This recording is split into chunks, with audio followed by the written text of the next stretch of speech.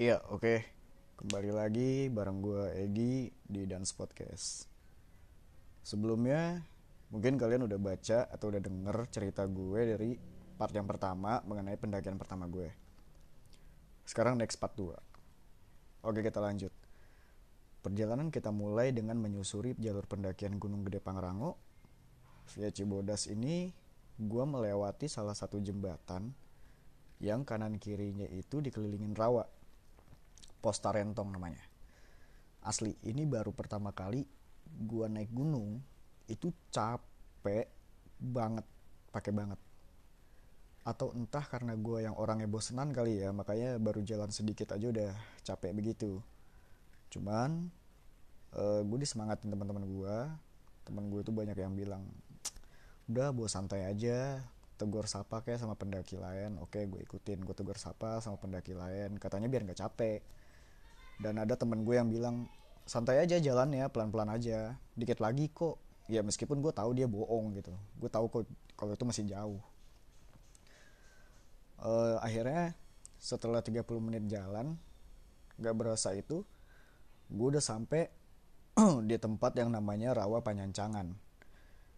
Gue kira tuh di Rawa Panyancangan itu udah masuk jalur hutan kan, dan ternyata belum.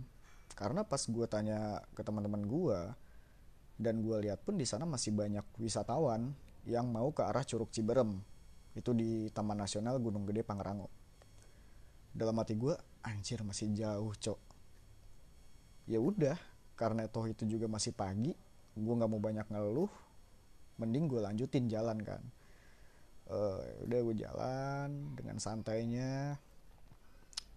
Akhirnya gue capek tuh. Akhirnya gue capek.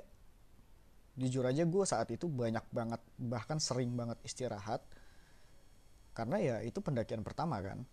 Akhirnya gue mutusin buat istirahat. Beberapa teman gue juga ada yang ya santai-santai ngobrol-ngobrol sambil ngerokok. Karena saat itu gue belum ngerokok, jadi gue cuma makan coki-coki doang. Setelah 10 menit break, akhirnya kita lanjut jalan. Kita lanjut jalan, karena waktu itu gue juga bawa carrier yang cukup ringan, jadi oke lah, gue jalan rada cepet gitu. Kira-kira dalam waktu 40 menitan, akhirnya gue nyampe di pos Rawadenok 1. Gue nggak tahu itu pos berapa atau gimana, gue nggak ngerti karena saat itu gue perdana banget. Tapi ya kira-kira orang bilangnya begitulah. Nah, sampai di pos Rawadenok itu, gue pun minta istirahat lagi untuk ngelurusin kaki doang sih. Ngelurusin kaki doang, gak ngapa-ngapain. Ya, kurang lebih 5 menit lah. Duduk-duduk gak jelas gitu-gitu doang. Setelah gue ngerasain lebih oke, ya gue jalan lagi. Perjalanan kita lanjutin. Gue jalan di tengah. Saat itu gue jalan di tengah, karena gue mikir kalau gue jalan di belakang, itu pasti ketinggalan. Dan ketika jalan di depan, gue nggak tahu rutenya, gue nggak tahu jalurnya gitu kan. Akhirnya ya udah gue jalan di tengah. Tiba-tiba ketika arah kita mau ke pos mata air panas nih, kaki gue salah ambil pijakan yang ngebikin gue sedikit atraksi. Dalam tanda kutip gue jatuh. Emang gak begitu sakit sih, ya tapi malu lah. Ya udah, gue akhirnya minggir, gue buka sepatu dulu kan, gue ngolesin minyak urut ke kaki gue. Memang saat itu gue bawa minyak urut. Sambil nungguin gue ngolesin minyak urut ke kaki, beberapa teman gue itu ngerokok lagi. Memang sih kalau kata orang, mendaki gunung bisa bikin orang berhenti ngerokok. Berhenti ngerokok, berhenti dan ngerokok. Kira-kira kayak gitu sih. Kalau kata salah satu stand up komedian yang dia juga seorang pendaki gunung, namanya Zawinur Ikram, gue ngefans sama dia. Oke, kita lanjut. Setelah selesai gue ngolesin kaki segala macem dan teman-teman gue juga selesai sebat, carrier kembali gue angkat. Perjalanan pun gue lanjutin. Dan kali ini trek bener-bener nyiksa. Karena kala itu gue jalan di trek yang konturnya tanah berbatu dan akarnya gede-gede. Gue sempat berpikir, anjir lah gue nggak mau lanjut, gue mau pulang gitu. Tapi teman gue selalu bilang, tanggung Gi, udah setengah jalan, dikit lagi kok, dikit lagi kok, dikit lagi kok. Itu yang selalu mereka bilang. Ya oke, gue nggak mau banyak terlalu mikir panjang, nggak mau banyak ngeluh juga. Ya udah gue lanjutin jalan. Tetapi selama di dalam hutan itu, selama gue masuk kawasan hutan ya, ada beberapa kejadian yang bagi gue nggak masuk akal tapi itu terjadi. Contoh, ketika gue mau perjalanan ke pos kandang badak waktu itu kalau nggak salah, itu di pertengahan jalan gue ngedenger kayak ada orang manggil nama gue, Egi itu. Tapi begitu gue nengok, itu orangnya nggak ada. Gue nanya dong ke teman-teman gue, lu manggil gue nggak sih, lu manggil gue nggak sih?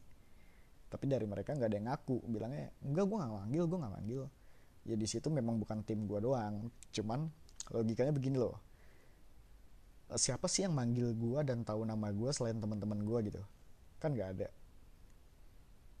Oke, akhirnya ya udahlah, mungkin gue halu karena gue kecapean, gue lanjut jalan.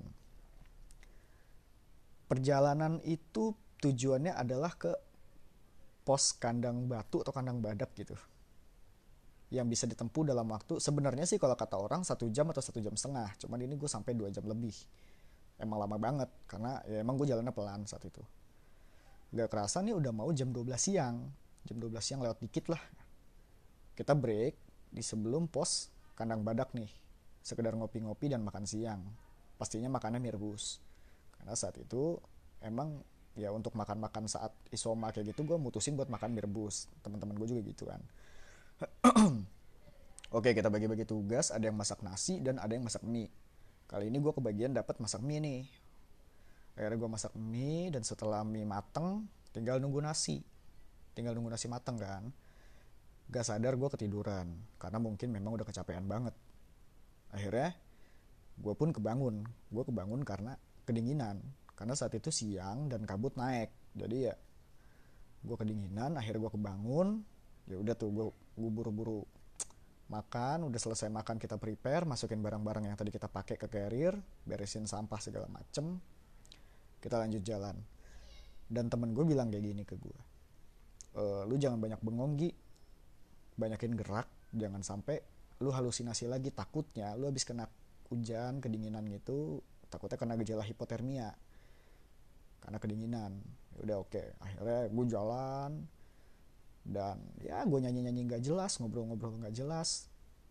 Kadang apa aja gue obrolin, karena ya gue nggak mau gue sampai ngeblank, nggak mau gue sampai bengong gitu kan. Dan ketika gue baru 20 menit berjalan, cuaca yang awalnya cerah itu hujan mendadak, dan hujannya gede banget, lebat banget. Itu hujan. Akhirnya kita ngeluarin raincoat segala macem kan, kita pakai jas hujan. Ya udah, oke, beres, kita jalan lagi. Dan saat itu posisi gue sangat ngedrop. Bukan sekedar drop di fisik aja, tapi gue drop di mental. Akhirnya temen gue nyemangatin gue, ayo dikit lagi, kita sampai campground kok, dikit lagi. Oke, akhirnya yaudah, gue jalan. Setelah sekian lama gue berjalan nih, gue sampai di satu tempat yang di sana rame banget, banyak banget orang. Ternyata tujuan kita ngecamp adalah di sana, yaitu camp area kandang badak. Gue nggak ngerti kenapa namanya kandang badak. Apakah dulu di sana banyak badak atau gimana, gue nggak tahu. Tapi di sana ramai banget. Itu banyak tenda-tenda orang warna-warni gitu. Dan ya bagi gue yang pertama kali ngelihat momen itu, ya pertama kali yang ada di pikiran gue, oh gini ya orang ngecamp tuh asik loh. Ya udah, akhirnya kita naruh carrier, duduk sebentar. Setelah kita naruh carrier tuh kita duduk. Dan lagi-lagi beberapa teman gue mungkin ada yang ya nahan asem dan dia ngerokok lagi. Sampai akhirnya kita mutusin, ya udah yuk kita bikin tenda biar cepat istirahat, cepat makan. Jadi kita bagi tugas, ada yang masak, ada yang bikin tenda. Saat itu gue kebagian untuk bantuin masang bikin tenda. Oke, setelah kita bikin tenda beres, gue bilang ke teman gue capek banget nih, gue pengen tidur, gue istirahat duluan ya. Ya udah, akhirnya gue tidur tuh, tapi teman gue masih lanjut masak. Dan gue kebangun gara-gara temen gue ngebangunin gue tuh untuk makan, karena gue saat itu tidur sore dan gue bangun jam 8 malam. Ya udah, gue dibangunin makan. Ya udah, akhirnya gue makan tuh. Sambil makan kita kan ada ngobrol-ngobrol nih, gue pun buka topik nih mengenai apa yang gue alamin tadi siang. Jadi gue bilang ke temen gue bahwa gue ngedenger suara ada yang manggil gue. Tapi temen gue langsung bilang, nanti aja ceritanya di rumah, jangan di sini. Ya udah, Akhirnya gue lupain tuh cerita, dibiarin. Obrolan pun dilanjut. Sambil ngopi-ngopi, kita ngobrol-ngobrol. Temen gue langsung bilang gini, jam 9-an kita tidur ya. Soalnya jam 3 kita summit. Gue kaget dong saat itu. Hah? Jam 3 apa nih, jam 3 sore? Kata dia jam 3 subuh. Wah gila sih, saat itu aja jam-jam 8 tuh udah dingin banget. Gue gak ngebayang tuh kalau kita harus keluar tenda jam 3 subuh. Cuman ya udahlah kata gue. Yaudah ayo, akhirnya kita tidur. Tidur. Tiba-tiba gue kebangun sama temen gue yang bilang, Gi ayo bangun, udah jam 3 kita summit.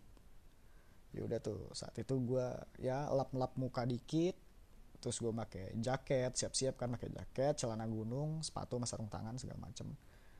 Dan ketika gue buka tenda, gue nggak percaya sama apa yang gue lihat. Di luar sana udah banyak banget cahaya headlamp dari para pendaki yang mau summit ke puncak.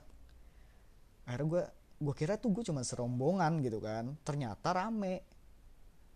Nah akhirnya ya udah gue siap-siap tuh, kita bikin lingkaran, kita berdoa bareng-bareng, dan disinilah perjalanan sebenarnya dimulai.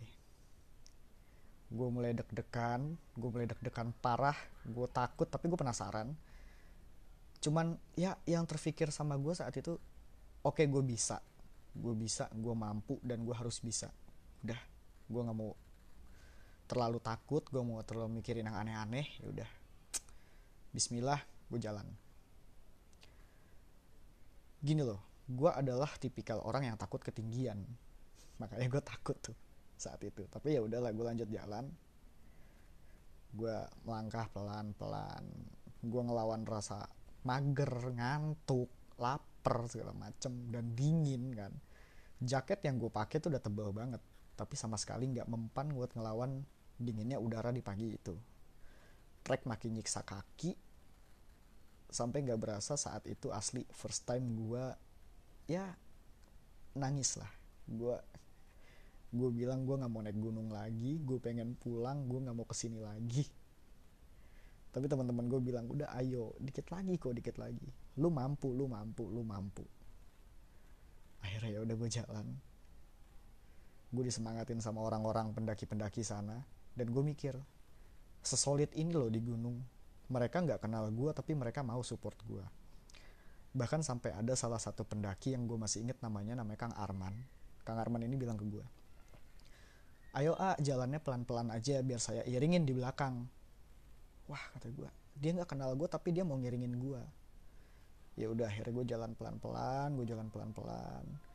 sampai gue ada di trek yang sangat terkenal di Gunung Gede Pangrango, namanya Tanjakan Setan. Bukan karena tanjakannya serem, ya memang bentuknya serem sih, gue akuin. Karena di sana kita harus mendaki pakai webbing di tanjakan yang kemiringannya itu 70 derajat kurang lebih. Itu gue nggak punya teknik climbing sama sekali, gue perdana mendaki dan gue harus lewat situ. Ya udah, sekali lagi gue berpikir, gue bisa nggak sih, tapi gue harus bisa gitu, karena gue udah setengah jalan. Ya udah, akhirnya gue paksain dan gue bisa, alhamdulillah. Gue jalan, di sana banyak banget pohon cantigi, di kanan kiri gue tuh pohon cantigi. Katanya pohon cantigi ini buahnya bisa dimakan untuk stamina, katanya sih gitu. Dan emang gue udah pernah nyoba sih, rasanya tuh asem-asem gimana gitu. Sampai di mana tadi? Oke, gue jalan dan gue ngerasain bener-bener capek banget saat itu. Subuh, ngantuk, capek, sampai akhirnya gue bilang sama Kang Arman, Kang mau istirahat dulu. Terus kata dia, oh sok mangga tuh kalau mau istirahat. Ya udah, gue istirahat dulu. Di sana memang banyak pendaki yang istirahat, tapi cuman gue yang duduk. Gue ngelurusin kaki. Terus Kang Arman bilang kayak gini sambil ngelurin tangan kan, dia bilang, ayo jalan lagi deh, pertanda bahwa gue harus terus ngelangkah, gue harus ngelangkah lagi. Oke, gue jalan pelan-pelan sembari diiringin Kang Arman di belakang. Dan gue ngeliat tumbuhan cantigi itu udah mulai kecil-kecil nih, udah mulai pendek-pendek. Katanya dari sumber yang gue baca dari teman-teman gue dan selama gue mendaki gunung juga ya, setelah gue pendakian pertama ini, pertanda vegetasi kalau tumbuhannya makin kecil itu pertandanya udah deket ke puncak, katanya begitu. Tapi memang beberapa gunung sih memang begitu ya. Akhirnya ya udah, gue jalan, dan Gunung Gede kembali memberikan kejutan ke gue. Gue ngeliat orang rame banget, gue kira itu campground atau apa, gue nggak ngerti. Tapi udah ngeplong nih, udah nggak ada pohon. Ternyata puncak Gunung Gede Pangrango itu, Gunung Gedenya, karena Gunung Pangrango di sebelahnya ya. Puncak Gunung Gede itu tinggal beberapa langkah lagi dari gue. Saat itu gue dikasih momen dimana matahari mau terbit, yang cahayanya tuh ya kuning-kuning keemasan gitulah, kayak mau sunrise gitu, dan itu cuacanya cerah. Di situ gue gimana ya, gue ngerasain yang bangga, terharu, segala macem lah gue rasain di sana. Mungkin Gunung Gede tidak terlalu tinggi bagi kebanyakan orang, tapi saat itu Gunung Gede dan pendakian saat itu sangat mengajarkan gue tentang arti pantang menyerah, kesabaran, dan puncak keberhasilan harus ditempuh dengan perjuangan yang berat tentunya. Di sini gue juga belajar tentang solidaritas, kemandirian, dan setelah itu gue sampai di puncak Gunung Gede dengan segala perjuangan berat ini itu, segala macam ya gue lewatin. Alhamdulillah gue nyampe dengan selamat di puncak Gunung Gede. Ya udah, gue foto-foto di sana, gue ngopi-ngopi. Kebetulan saat itu juga memang hari libur kan, hari libur sekolah juga. Jadi ada beberapa orang mungkin warga lokal yang jualan di puncak, jual kopi, gorengan segala macem. Nah, itu gue coba-coba tuh jajan-jajan di sana kan. Ya memang mahal sih karena ya naiknya aja begitu kan.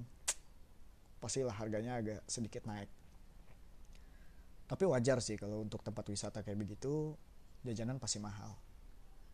Akhirnya setelah seremonial lah ibaratnya di atas, gue mutusin untuk turun. Kita turun, alhamdulillah turun dengan selamat sampai di camp Kandang Badak tadi. Untuk selanjutnya kita istirahat dan turun besok pagi. Dan besok paginya saat kita turun, alhamdulillah perjalanan semuanya lancar sampai kita ke base camp, bahkan sampai kita balik ke rumah kita masing-masing. Banyak banget pelajaran yang gue dapet, salah satunya yang tadi gue sebutin tentang kesabaran, arti pantang menyerah, dan berbagai macamnya tadi. Pokoknya pendakian perdana gue adalah pelajaran yang bakal gue inget sampai kapanpun. Untuk Gunung Gede, untuk kawan-kawan gue, untuk Kang Arman dan semuanya, kalau kalian ngedenger podcast ini, gue cuma mau bilang terima kasih atas pelajaran yang kalian berikan tentang sebuah perjuangan. Itu aja dari gue. Kalau ada kesalahan, gue minta maaf yang sebesar-besarnya. Next, gue bakal bikin podcast lagi tentang cerita-cerita yang lebih menarik. Atau untuk kawan-kawan yang mau berbagi cerita, silahkan bisa chat gue atau DM gue. Nanti bakal gue angkat ceritanya ke podcast ini. Terima kasih. Selebihnya gue minta maaf yang sebesar-besarnya. Wabillahi taufiq wal hidayah. Wassalamualaikum warahmatullahi wabarakatuh.